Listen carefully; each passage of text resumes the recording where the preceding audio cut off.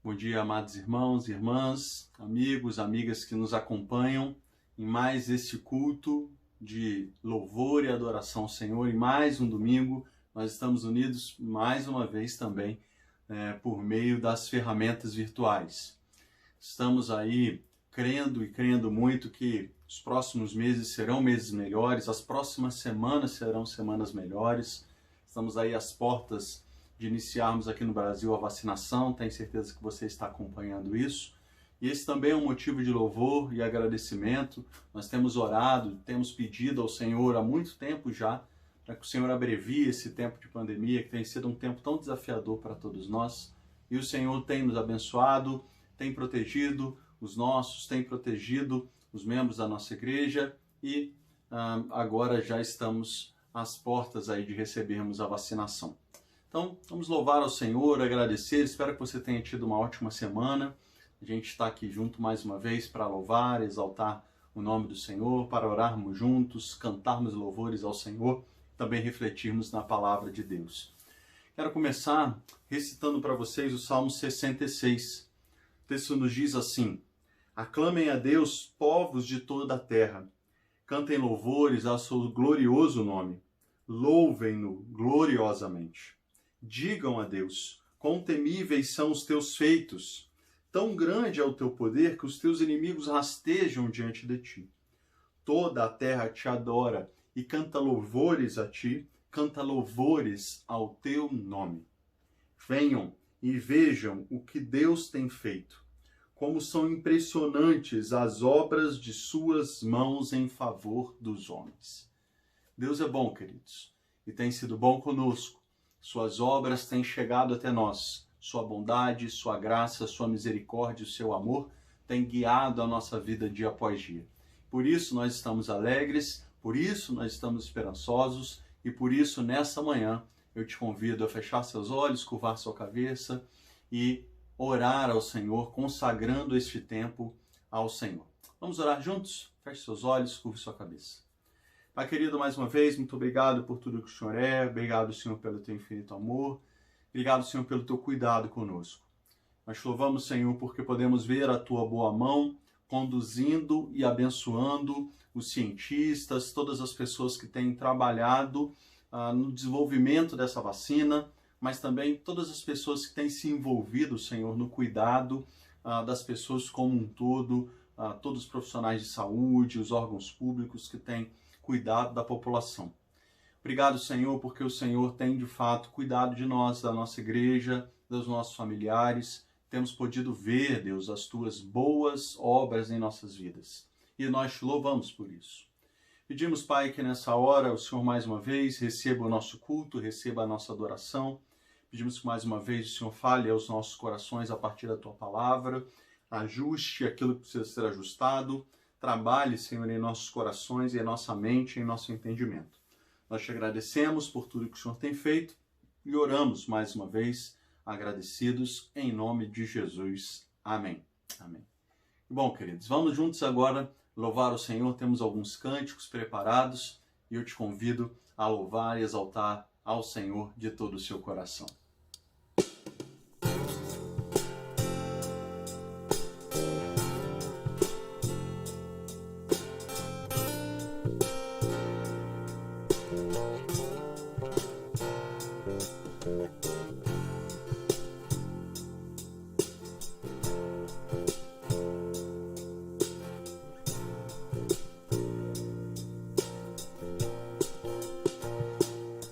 Se abalam, os povos se curvam, as bocas se abrem, as mãos se levantam para dizer que tu és o rei,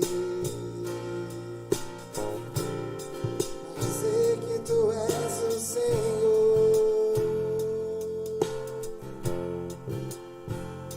Os reinos se abalam, os povos se curvam, as bocas se abrem, as mãos se levantam para dizer que tu és o rei,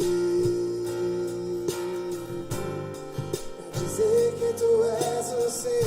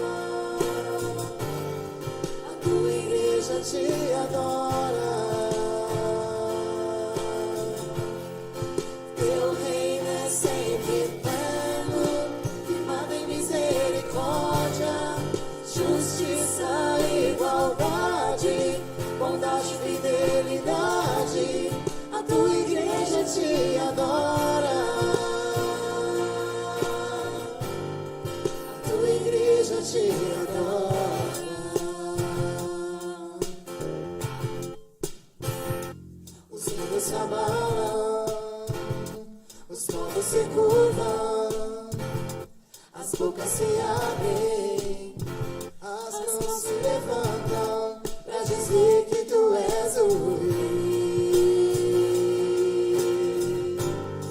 pra dizer que tu és o Senhor. Teu reino é sempre eterno, firmado em misericórdia, justiça, igualdade, bondade e fidelidade. A tua igreja te adora, a tua igreja te adora. Teu reino é sempre eterno, firmado em misericórdia, justiça, igualdade, bondade e fidelidade. A tua igreja te adora, a tua igreja te adora.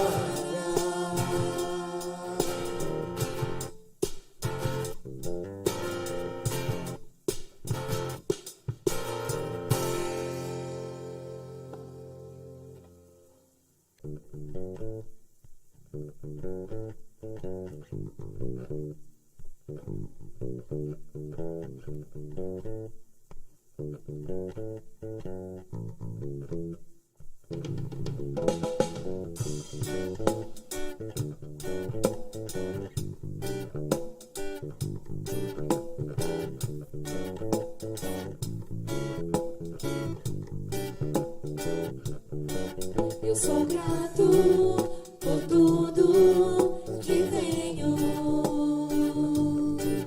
tesouro maior deste mundo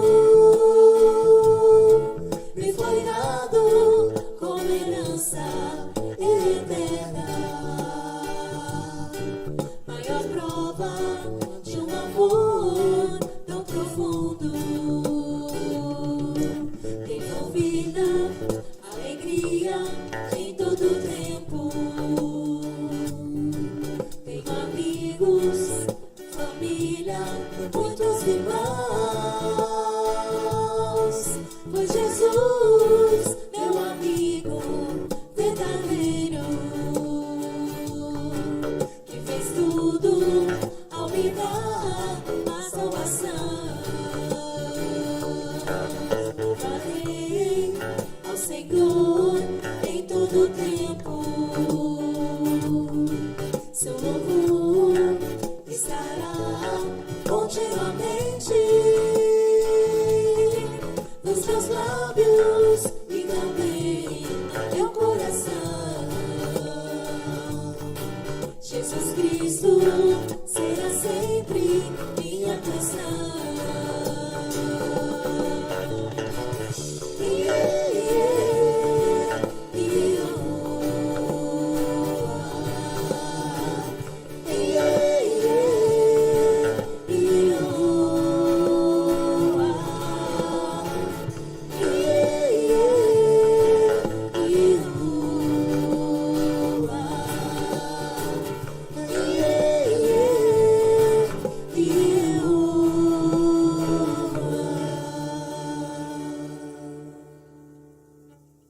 Amém, queridos. Amém. Que bom podermos louvar ao Senhor e dizermos ao Senhor o quanto nós somos gratos por tudo que Ele tem feito, pelo seu cuidado, pelo seu amor e pela sua bondade.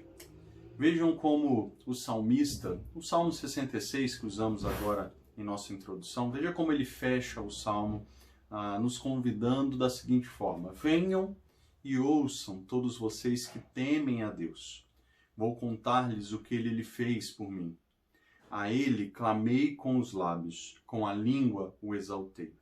Se eu acalentasse o pecado no coração, o Senhor não me ouviria. Mas Deus me ouviu, deu atenção à oração que lhe dirigi. Louvado seja Deus, que não rejeitou a minha oração, nem afastou de mim o seu amor.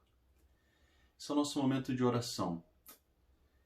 Como é bom podermos saber que o Senhor é aquele que, mesmo diante das nossas falhas e das nossas limitações, o Senhor continua com a sua atenção voltada ao nosso pedido, à nossa oração.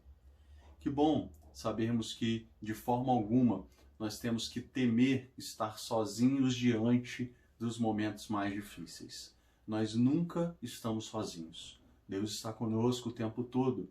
Cabe a nós, então, buscarmos ao Senhor, pedirmos o seu auxílio, clamarmos pelo seu conforto, pelo seu consolo, pelo seu auxílio. A palavra de Deus nos diz que Deus é o nosso refúgio, a nossa fortaleza.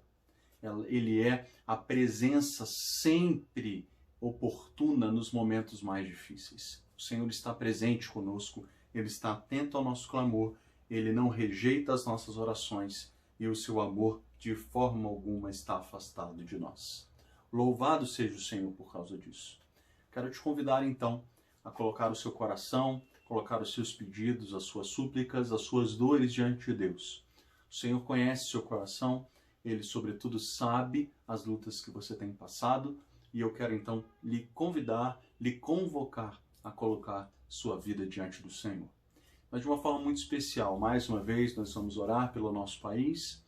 Estamos com uma situação muito difícil sendo vivenciada lá em Manaus. Tenho certeza que vocês têm acompanhado toda aquela situação que eles têm passado.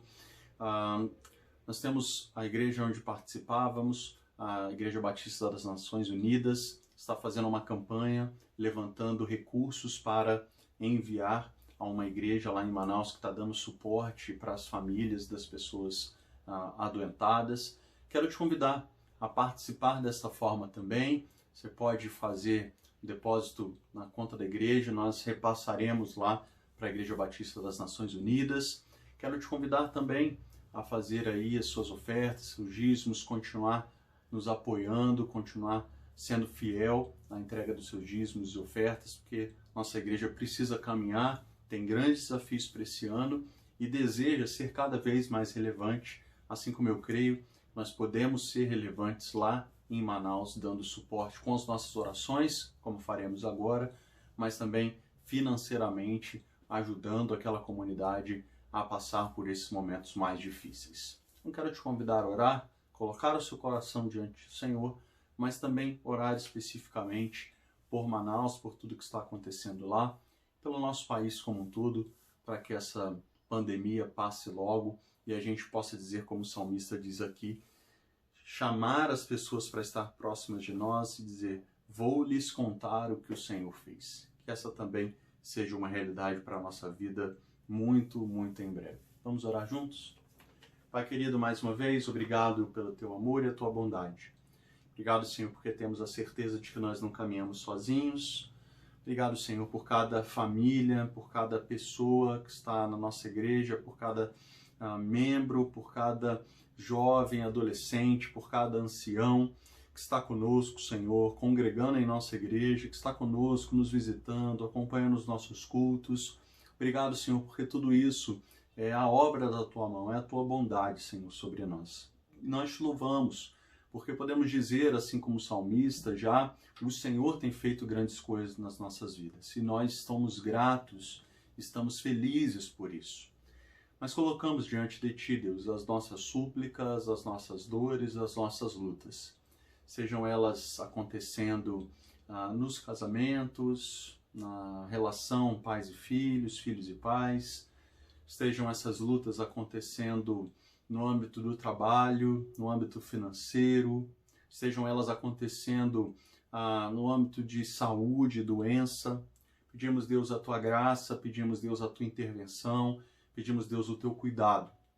O Senhor esteja também, Deus, movendo o nosso coração na Tua direção, para que estejamos sensíveis à Tua voz e possamos ser canal de bênção, Senhor, a partir de uma vida contigo, sermos usados pelo Senhor para alcançarmos outras pessoas. Pedimos, Deus, de uma forma especial por toda a realidade que o povo de Manaus está passando nessa hora. Pedimos, Deus, que o Senhor tenha misericórdia, que o Senhor cuide, Deus, dessas pessoas, que o Senhor abençoe o teu povo que ali está, que ele seja um farol, Senhor, da graça do Senhor sobre essas pessoas. Pedimos, Deus, que o Senhor mobilize a cada um de nós, a nossa igreja, as igrejas no Brasil, para dar o suporte necessário financeiramente e também em oração para essas pessoas que estão passando por essas lutas. Pai, nós colocamos diante de Ti, Deus, essa realidade tão desafiadora, tão difícil que nós estamos passando. O Senhor sabe, Pai, nós logo estaremos aí já há um ano enfrentando essa pandemia. Louvado seja o Senhor, porque a vacina já está próxima, Deus. E nós pedimos que isso seja o mais breve possível, disponibilizado para todos nós.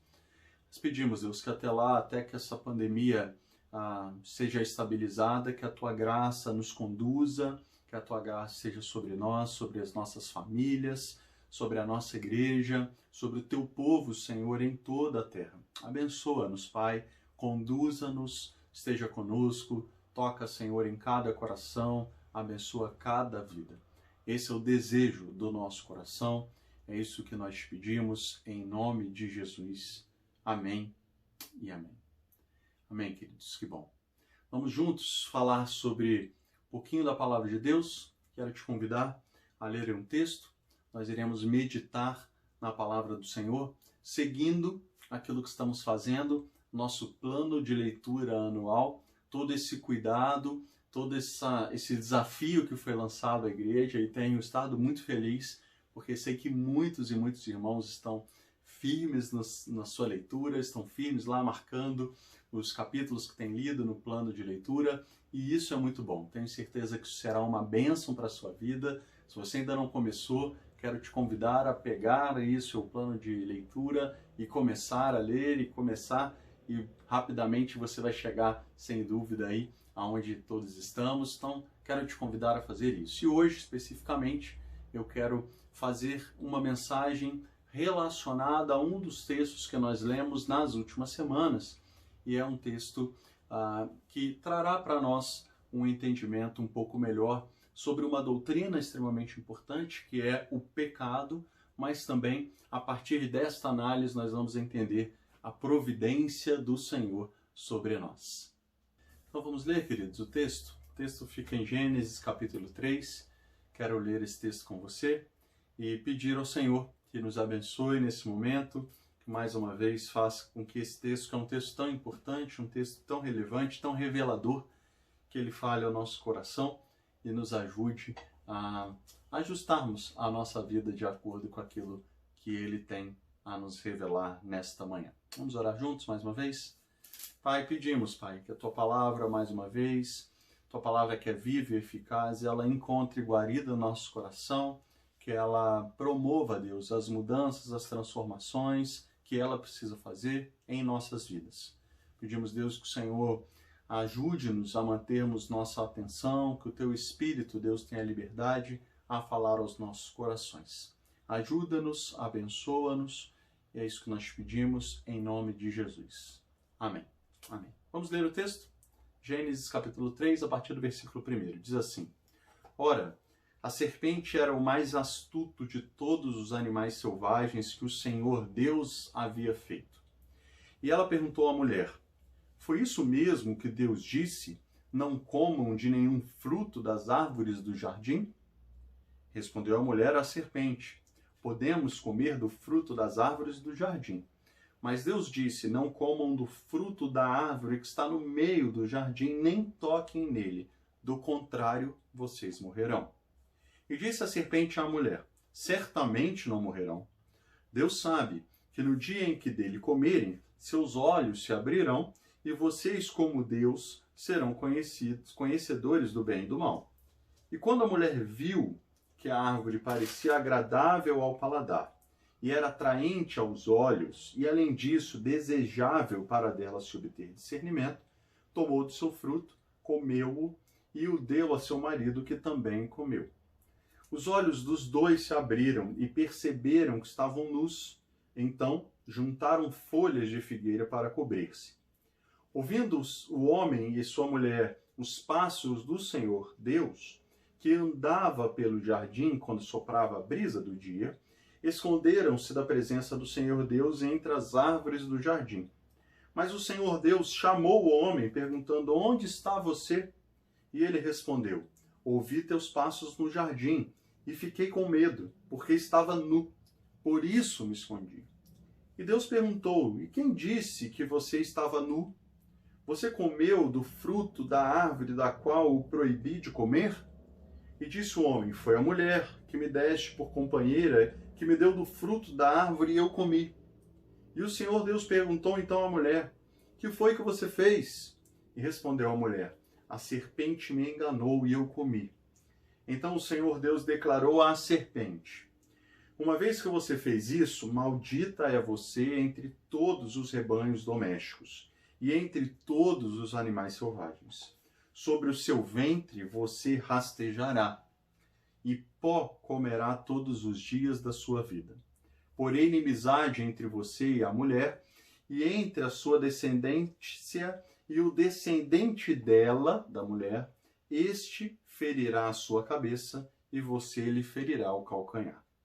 À mulher ele declarou: multiplicarei grandemente o seu sofrimento na gravidez. Com o sofrimento você dará à luz um filho, ou dará à luz filhos. Seu desejo será para o seu marido, e ele a dominará. E ao homem declarou: visto que você deu ouvidos à sua mulher e comeu do fruto da árvore da qual ordenei a você que não comesse, maldita é a terra por sua causa. Com o sofrimento você se alimentará dela, e todos os dias da sua vida. Ela lhe dará espinhos e ervas daninhas, e você terá que alimentar-se das plantas do campo. Com o suor do seu rosto você comerá o seu pão, até que volte à terra, visto que dela foi tirado, porque você é pó e ao pó voltará. Adão deu à sua mulher o nome de Eva, pois ela seria a mãe de toda a humanidade. E o Senhor Deus fez roupas de pele e com elas vestiu Adão e sua mulher.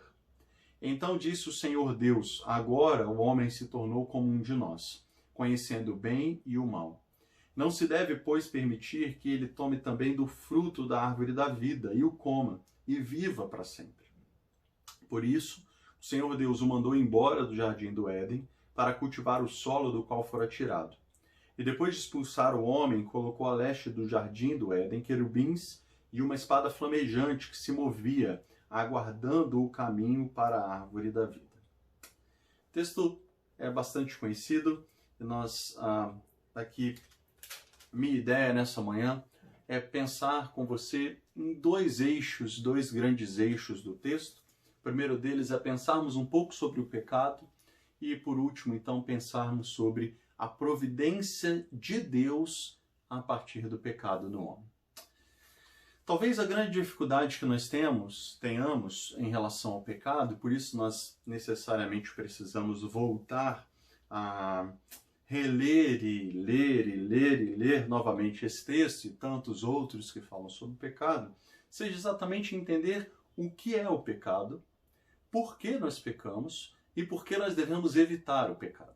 Essas três perguntas, então, eu pretendo responder de uma forma muito clara agora. A primeira delas é: pecado, de uma forma muito objetiva, é desobediência.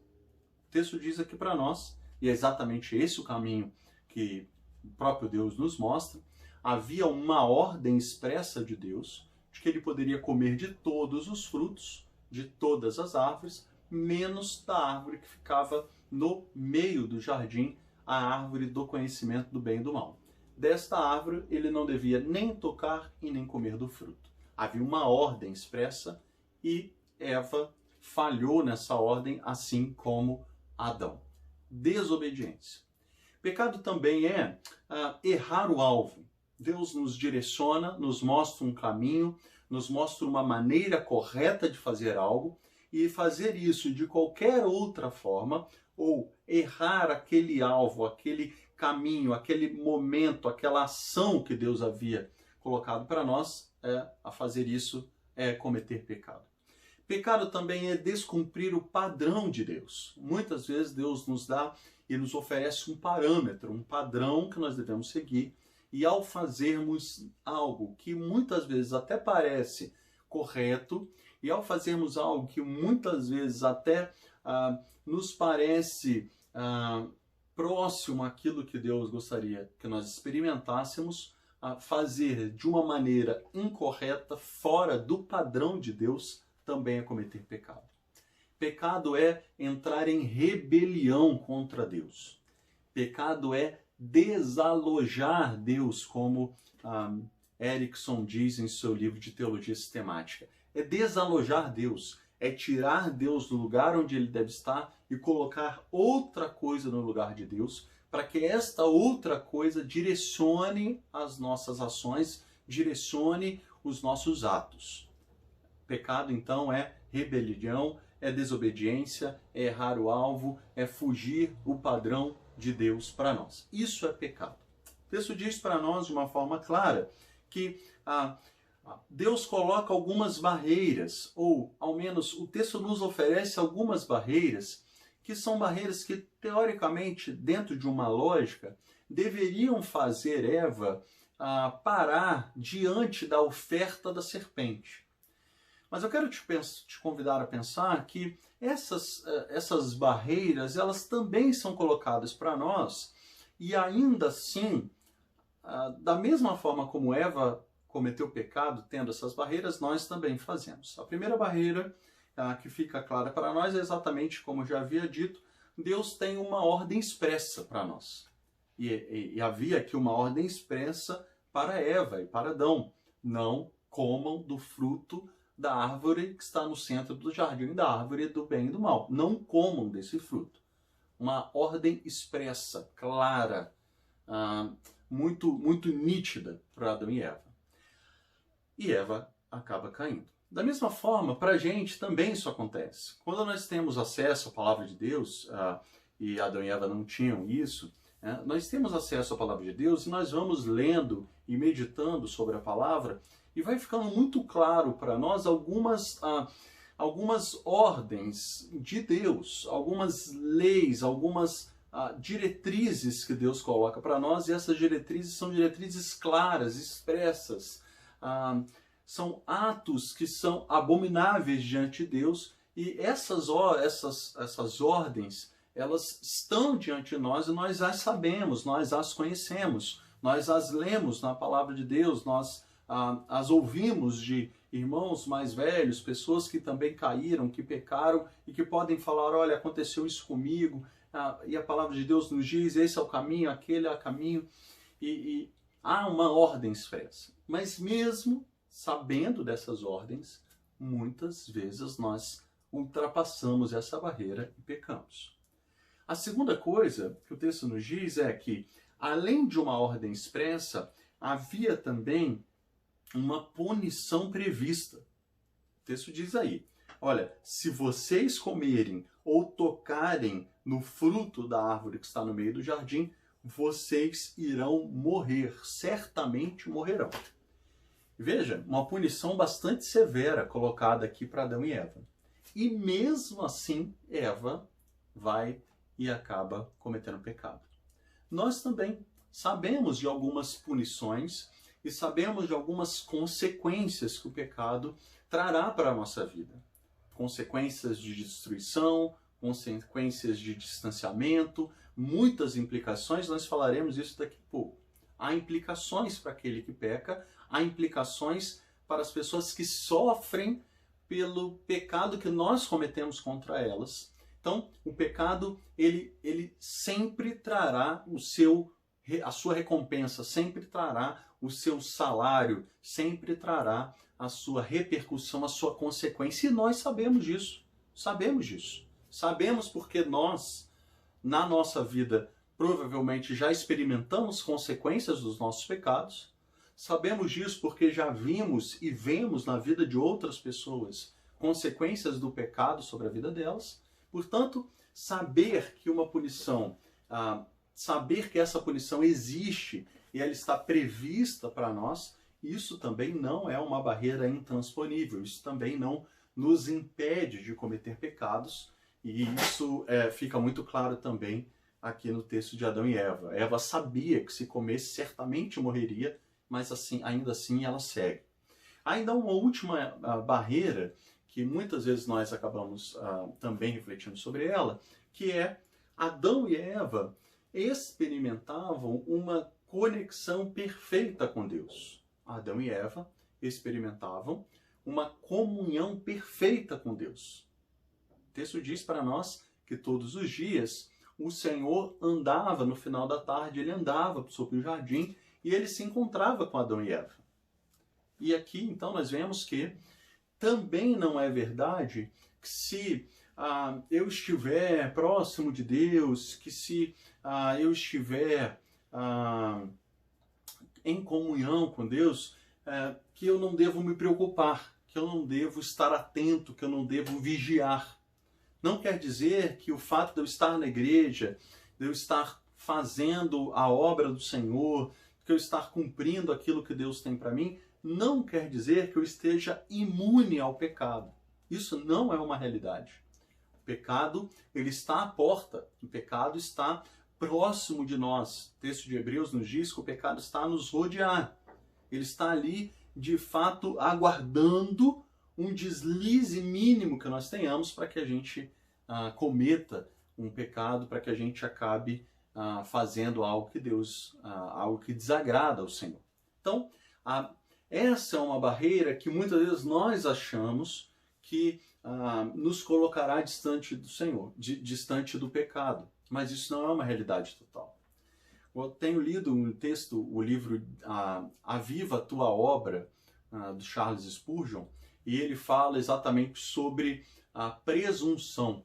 Nós nos tornamos presunçosos quando nos colocamos muito próximos do Senhor, quando estamos fazendo a obra. Nós vamos nos tornando presunçosos e isso vai fazer com que nós acabemos pecando. Então, 3 barreiras aqui são colocadas, mas essas barreiras são transponíveis. E elas foram transponíveis para Eva, para Adão, e também o são para nós. Então precisamos estar atentos a isso, precisamos ter isso no nosso radar.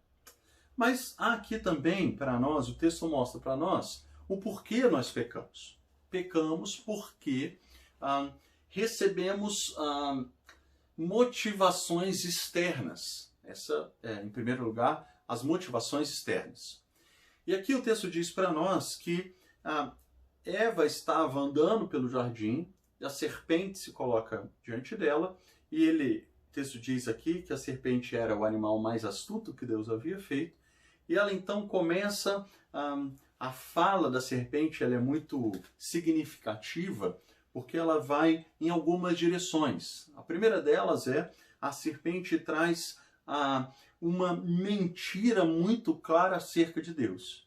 E a primeira mentira que a serpente coloca aqui para nós é exatamente isso, né? Olha, vocês... foi isso mesmo que Deus disse? Tem certeza que foi isso que Deus disse? Não comam de nenhum fruto das árvores do jardim? Ela traz uma mentira e ela traz uma confusão, ela planta uma confusão no coração de Eva. Foi isso mesmo? E Eva fala, não foi isso. Ele disse que a gente pode comer de todas, menos do fruto do centro da árvore do centro do jardim. E aqui então o que a serpente está fazendo na verdade? Ela está primeiro oferecendo uma mentira para ver se a Eva sabia a verdade, né? E ela traz então uma mentira próxima da verdade para ver se Eva cai dentro dessa armadilha que a serpente está fazendo aqui. Ela joga para a generalização para que Eva traga então a verdade. Mas mesmo ao trazer a verdade, a serpente ela consegue destoar, ela consegue trazer uma dúvida sobre aquilo e ela oferece então uma outra verdade. Então primeiro ela lança uma mentira, depois ela lança uma dúvida e por último ela lança uma meia-verdade, uma outra verdade. E ela diz então, olha, certamente vocês não vão morrer.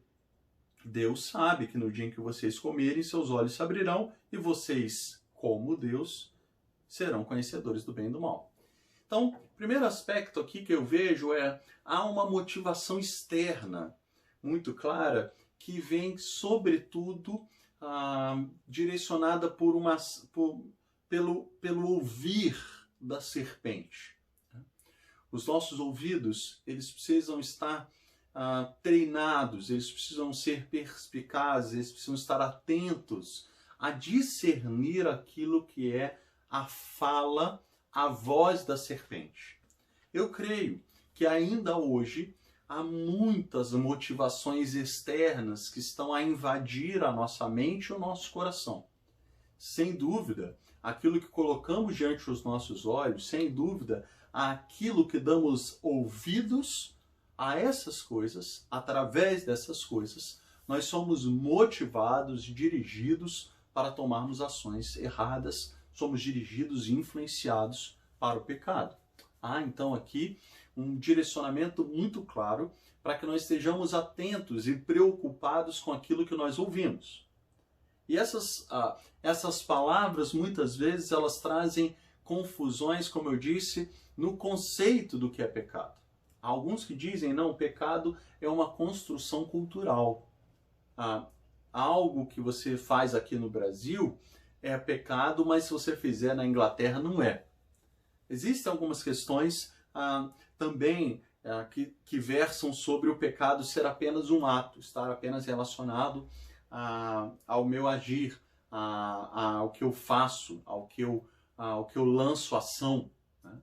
E o pecado ele é muito mais do que isso, sem sombra de dúvida. A palavra de Deus nos diz que o pecado não é somente um ato, o pecado é um estado, o pecado é aquilo que envolve a nossa vida, que envolve o nosso coração, que envolve a nossa mente, os nossos pensamentos, e não somente os atos que fazemos.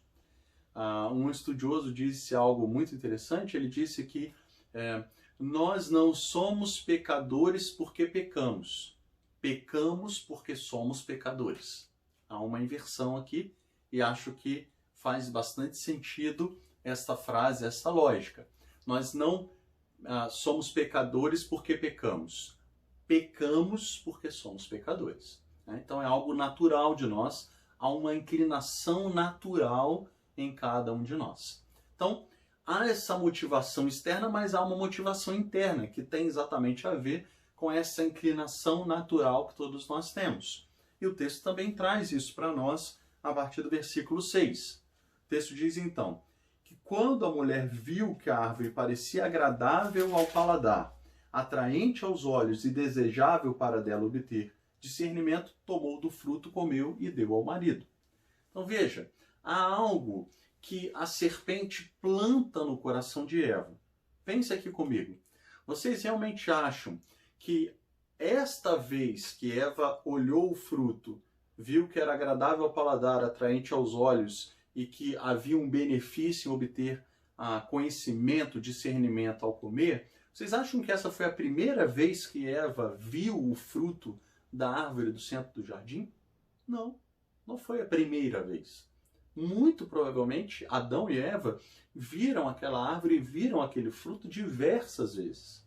Mas, a partir desta direção, a partir desta fala, a partir da voz da serpente e daquilo que a serpente oferece como outra verdade para Eva, aquilo aciona algo no coração de Eva que faz com que esse acionamento promova algumas ações, promova algumas emoções que fizeram com que Eva caísse e pecasse. E aqui o texto diz para nós de pelo menos 3 ações. A primeira delas parecia agradável ao paladar. Para satisfazer o paladar, para satisfazer uma necessidade interna, para satisfazer, para trazer alegria, para trazer satisfação, para trazer gozo, para trazer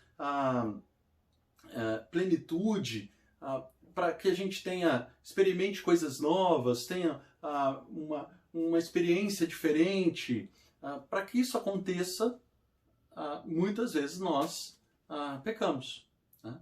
E essa é a ideia, agradável ao paladar, agradável, vai trazer um sentimento bom. Então, se vai trazer um sentimento bom, se eu vou ter alegria em meio a isso, eu posso fazer. Né? Essa é uma lógica que a gente ouve e que também direciona as nossas ações. E aqui o texto então está dizendo para nós, esteja atento a isso. Nem tudo que é agradável ao paladar é algo que você deve comer. Né? Então, podemos todas as coisas, mas nem todas as coisas nos convêm. precisamos estar atentos a isso. Então, primeira dica aqui, a primeira aspecto levantado no coração de Eva, mas que muitas vezes acaba também agindo no nosso coração, é isso, algo agradável ao paladar. Segundo, atraente aos olhos. Os olhos são o farol da alma, alguém já disse, né? Os olhos abrem para nós uma infinidade de possibilidades. Ele mostra para nós diversas desejos, sonhos, perspectivas. Ter um cuidado para aquilo que é atraente aos olhos é extremamente importante. Precisamos estar atentos àquilo que os nossos olhos veem, né? O Salmo 103 diz para nós exatamente isso, né? Que nós temos que ter cuidado diante daquilo que nós colocamos para os nossos olhos. Então, o texto nos chama essa atenção. Aquilo que traz satisfação no interior, mas aquilo também que é atraente aos olhos, aquilo que é belo, aquilo que é bonito, não necessariamente é um pecado. Contemplar a natureza do Senhor, contemplar os feitos do Senhor, é maravilhoso. Ver isso com os nossos olhos é muito bom. Louvado seja o Senhor por isso. Mas precisamos estar atentos, né? Aquilo que chama a nossa atenção, pode ser que ali, por trás daquilo, haja uma inclinação interior que vai nos direcionar ao pecado. E por último, então, o texto diz que aquele fruto era desejável para dele se obter discernimento, né?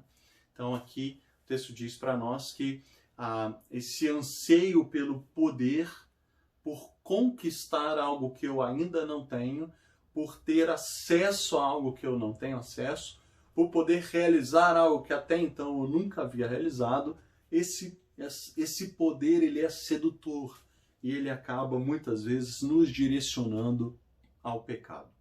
Há uma motivação externa e há uma motivação interna. Talvez Tiago tenha trazido isso de uma forma mais clara e específica na carta de Tiago, capítulo 1, versículo 14, que diz exatamente isso.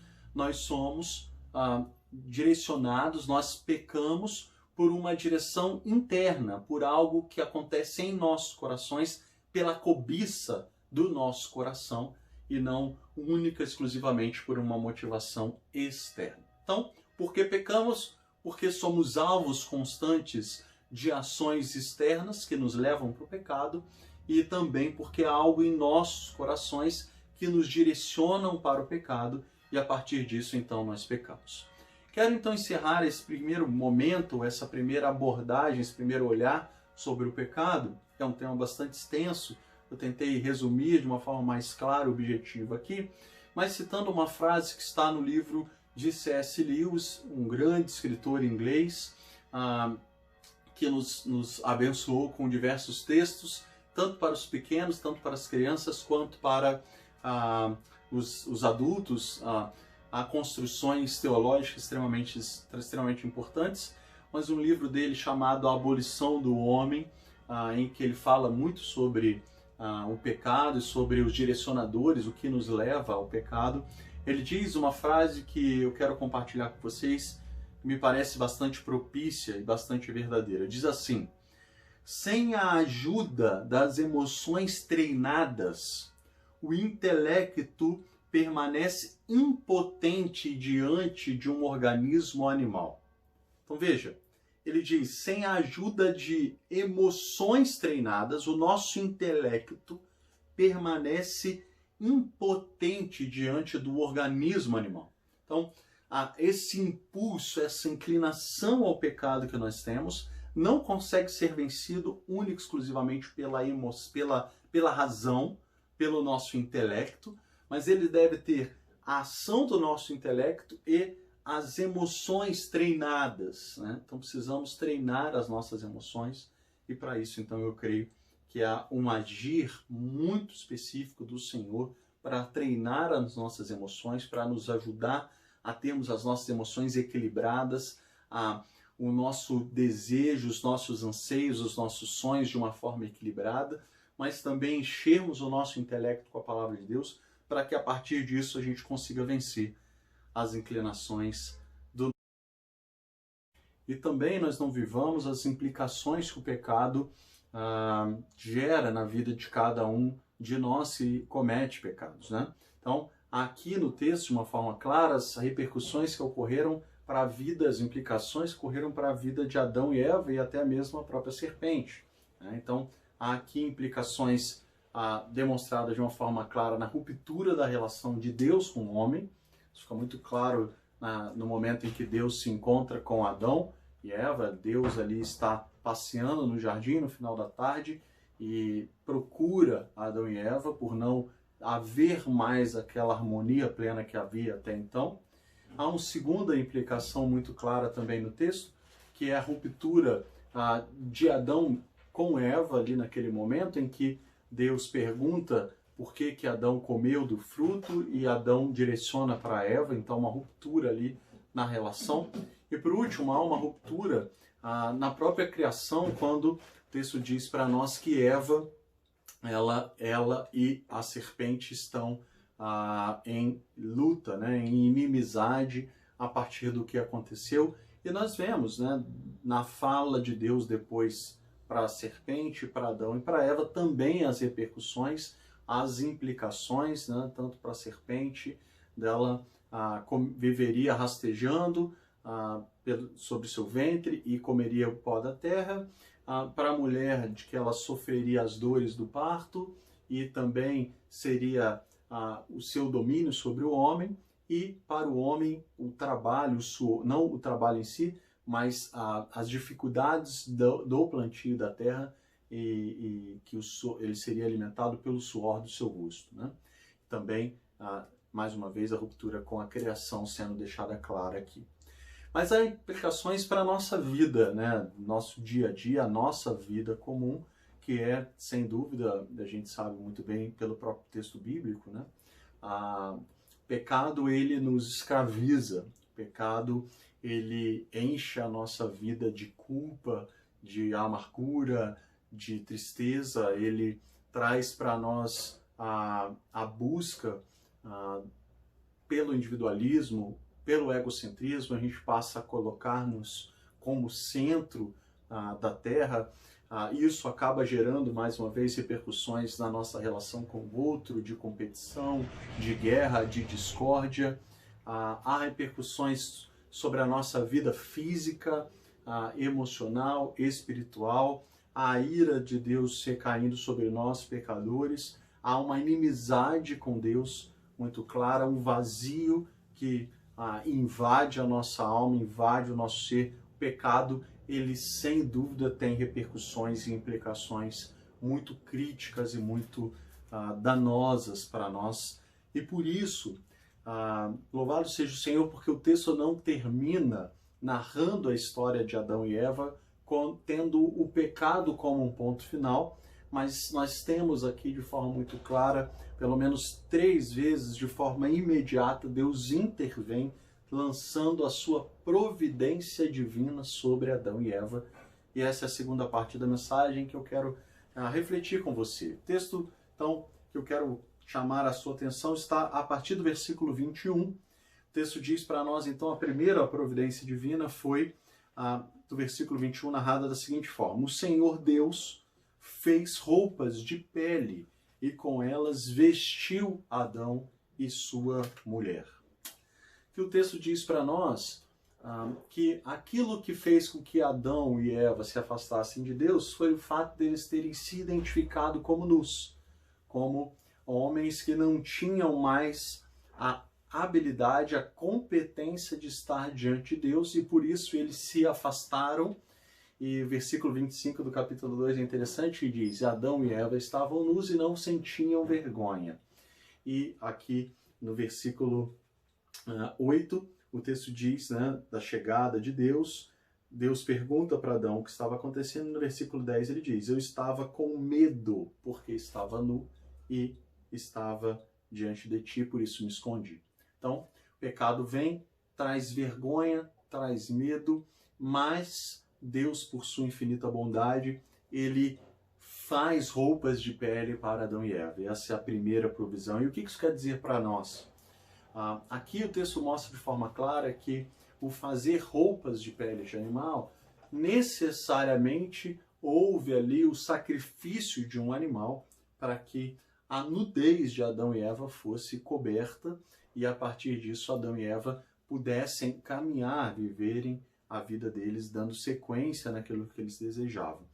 E esse paradigma, esse parâmetro do sacrifício de animal para estabelecer ou restabelecer a relação de Deus com o homem, ele foi um paradigma que se perpetuou na relação de Deus com o próprio Israel. Ao longo do tempo, e a gente vê isso de uma forma mais clara nos capítulos que virão, no capítulo 15, que é a aliança de Deus com Abraão, fica muito claro, né, que para a remissão do pecado, para o perdão do pecado, havia a necessidade do derramamento de sangue, a necessidade do sacrifício de um animal, para que então a relação, a aliança de Deus com o homem pudesse ser mantida.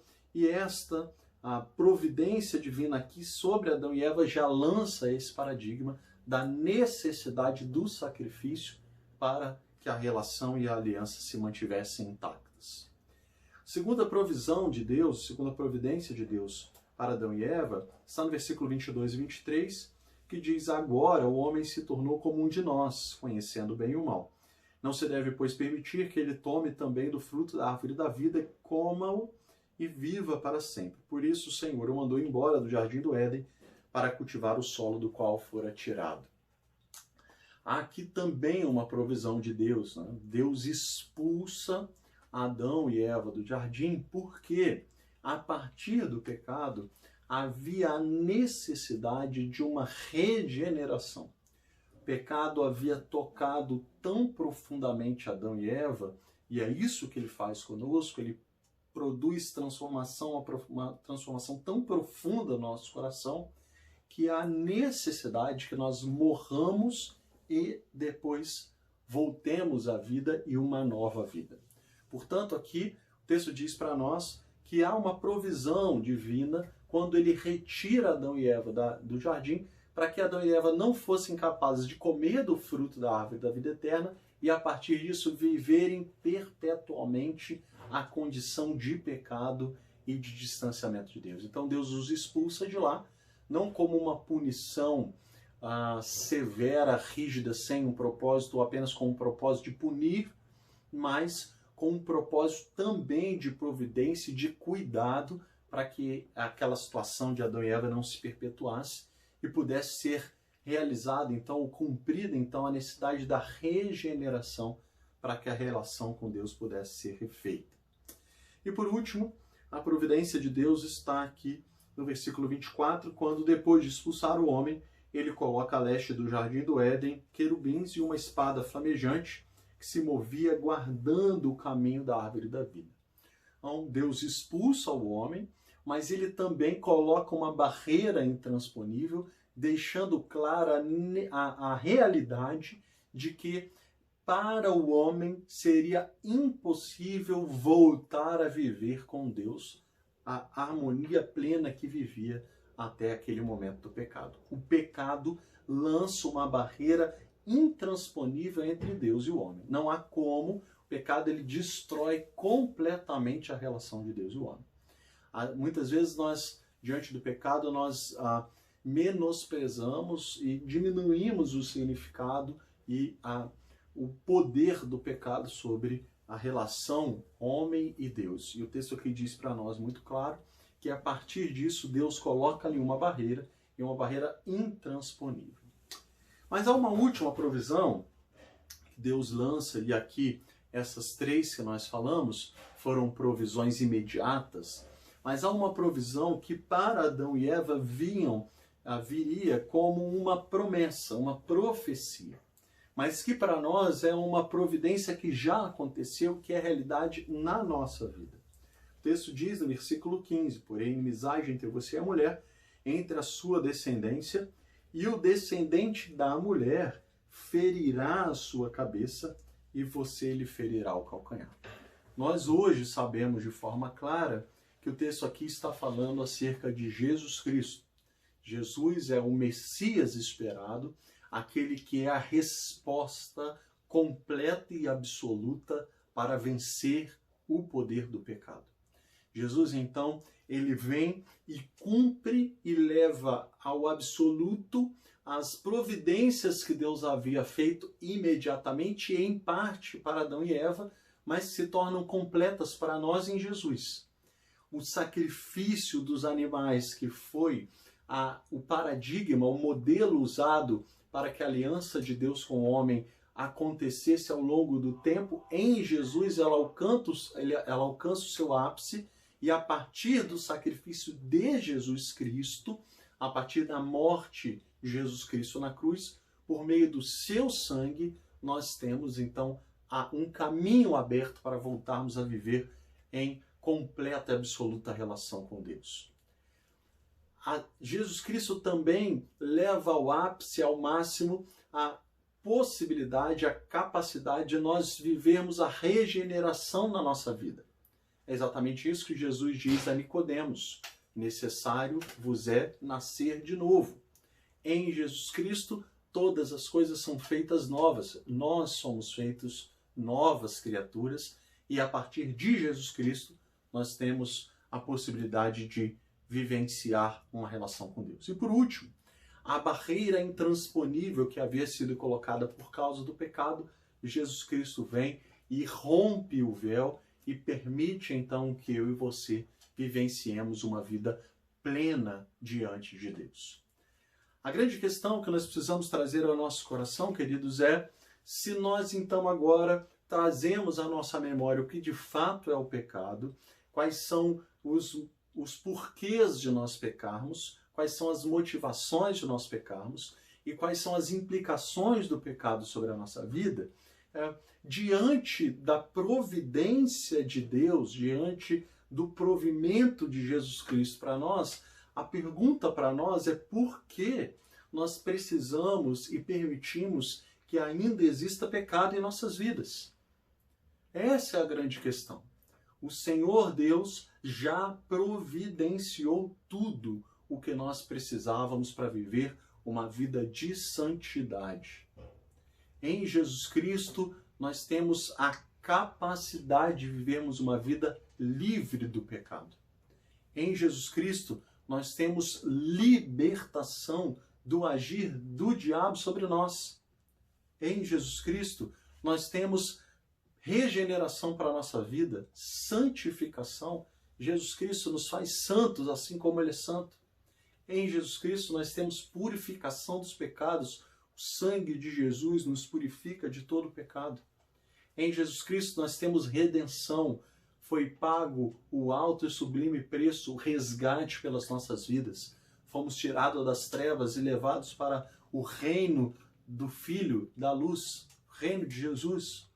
Em Jesus Cristo, há a possibilidade de experimentarmos o fruto do Espírito Santo plenamente em nós: amor, paz, alegria, longanimidade, domínio próprio, mansidão.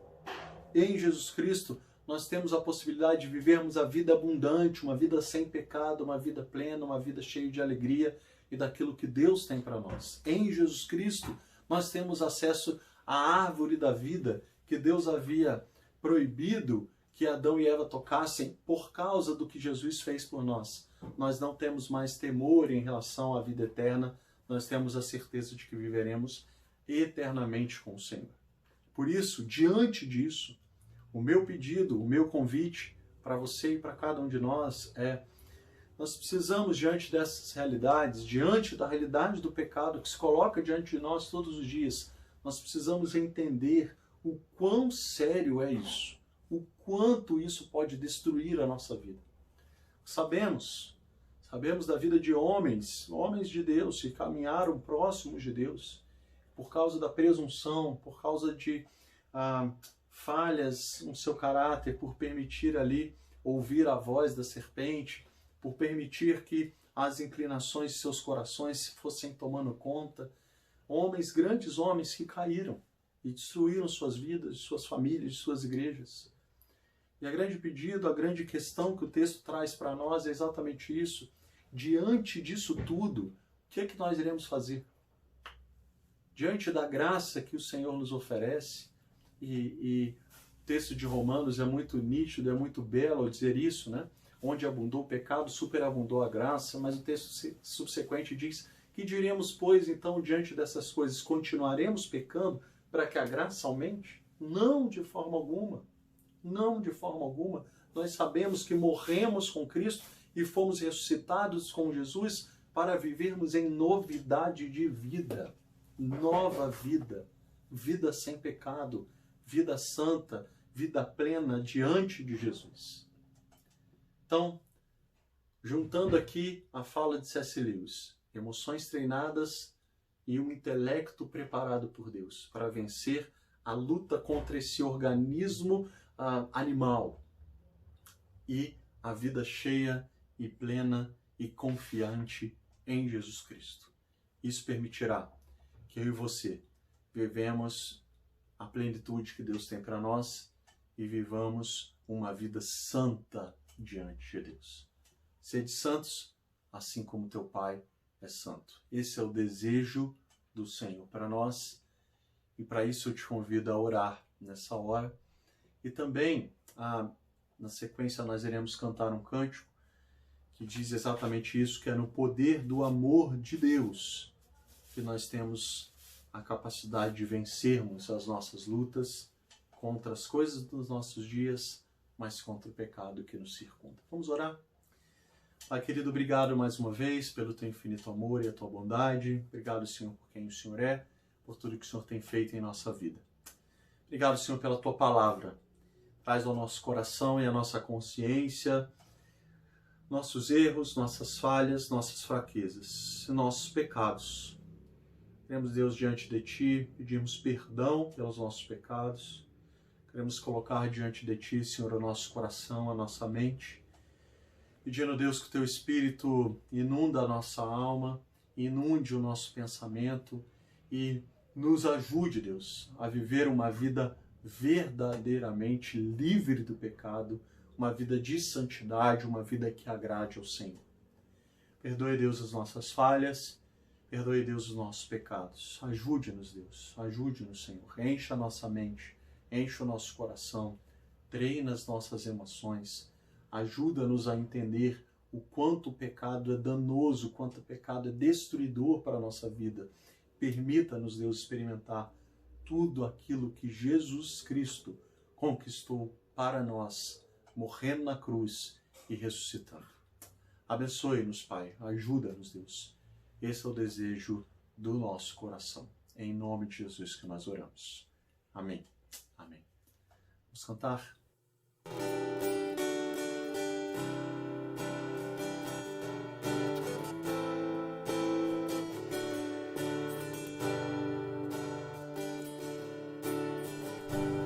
Eis-me aqui, Senhor, vem transformar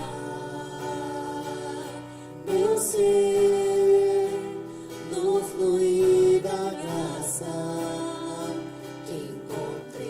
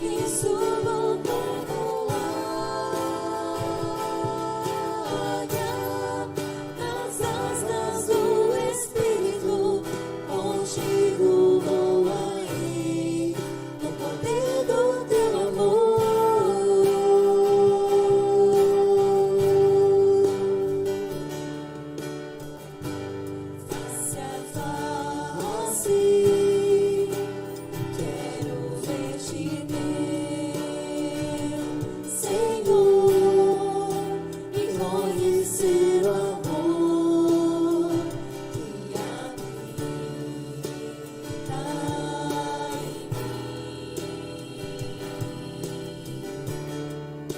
mim. Vem renovar minha mente inteira. Querer meus dias viver no poder do teu amor.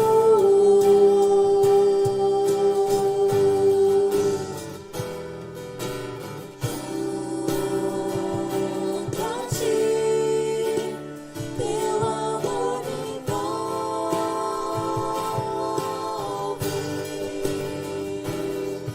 Atrai-me, ao teu lado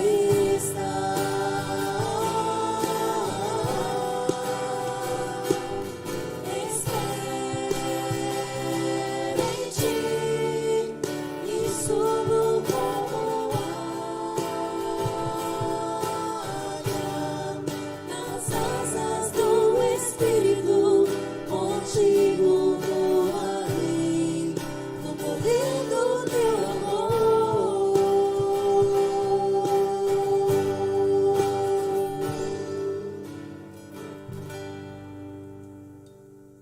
Amém? Amém, queridos. Que bom podemos contar com a graça do Senhor, a sua bondade e a sua infinita misericórdia sobre a nossa vida. Quero orar mais uma vez para nós encerrarmos nosso culto, mas antes de encerrar, quero mais uma vez convidá-lo a participar conosco nos cultos de quarta-feira. Tem sido um momento muito especial para a nossa igreja, um momento que a gente faz o nosso culto pela plataforma do Zoom, e isso permite então que a gente veja um ao outro, interaja, esteja junto. É um culto diferente, um culto muito bom. Quero te convidar a participar conosco sobre isso. E a partir disso a gente também tem pensado na possibilidade de nós experimentarmos e fazermos um culto dominical, um culto no domingo, pela plataforma do Zoom, tendo a possibilidade de nós nos vermos, de interagirmos, de louvarmos ao Senhor juntos, de refletirmos sobre a palavra do Senhor juntos. Essa é uma possibilidade, temos pensado sobre isso. Peço que você também esteja em oração, esteja atento, porque se isso de fato se concretizar, a gente vai trazer essa orientação no domingo ou ao longo da semana, para que no domingo você esteja conosco no culto, tá bom? Vamos orar mais uma vez, pedindo que o Senhor nos abençoe e materialize aquilo que nós refletimos sobre a palavra dele nos nossos dias, principalmente nessa próxima semana, tá bom? Vamos orar? Pai querido, obrigado mais uma vez por tudo que o Senhor é e faz na nossa vida. Obrigado por esse tempo de culto e de adoração. Ajuda-nos, Deus, a gravarmos em nossos corações a Tua mensagem, a Tua palavra, que foi trazida para nós com salmos, com orações, com cânticos, com a leitura do texto de Gênesis. Pedimos, Deus, que Teu Santo Espírito fale e concretize em nossos corações aquilo que a Tua palavra nos trouxe nessa manhã. Pedimos mais uma vez, Deus, que o Senhor nos abençoe e nos ajude a viver uma vida santa diante do Senhor. Para tanto, Deus, nós te pedimos que o amor de Deus, a graça de Jesus Cristo e as ricas consolações de Teu Santo Espírito esteja sobre nós e sobre o Teu povo, espalhado sobre a face da terra, hoje e para todo sempre. Amém e amém. Que assim seja, queridos, sobre as nossas vidas. Deus abençoe vocês. Tenham uma ótima semana. Grande abraço a todos. Tchau, tchau.